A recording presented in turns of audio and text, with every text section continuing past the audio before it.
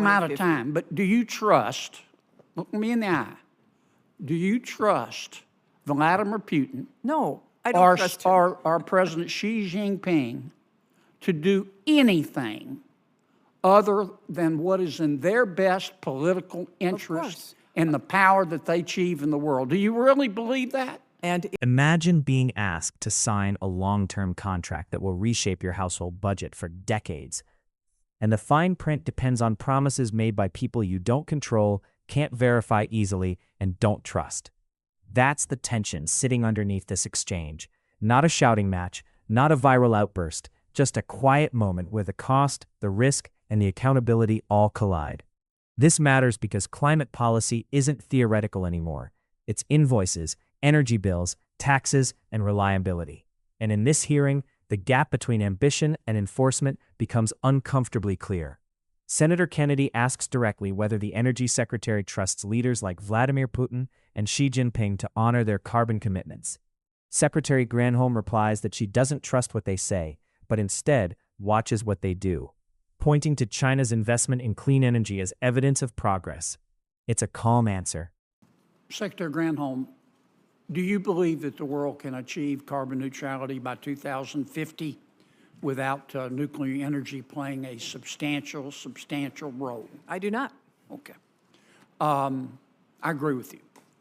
I want to go back to my thesis that I hope I articulated it reasonably well. But we don't have an overarching plan or analysis for achieving CO2. In my opinion, we're just throwing money at it.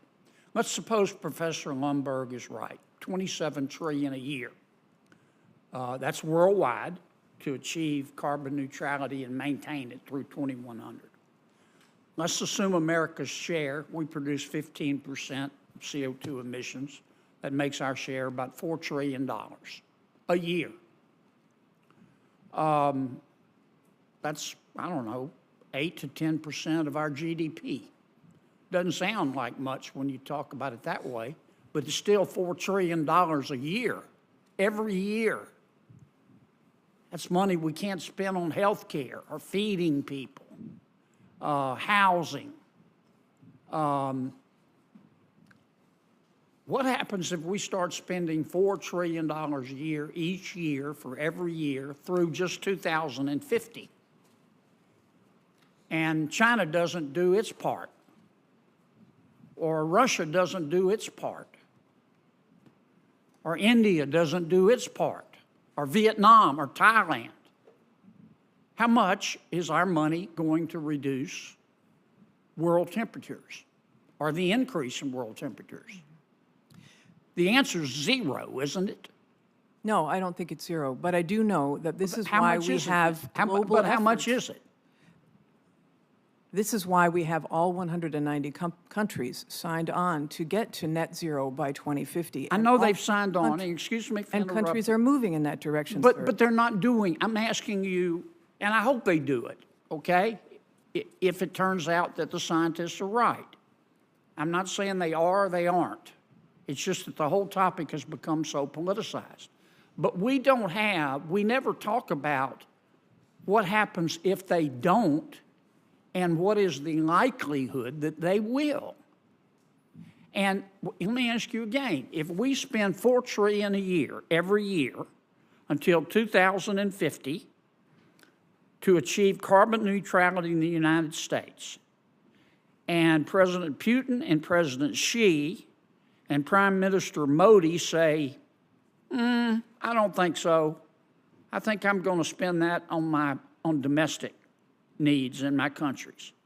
How much are we going to reduce world temperatures?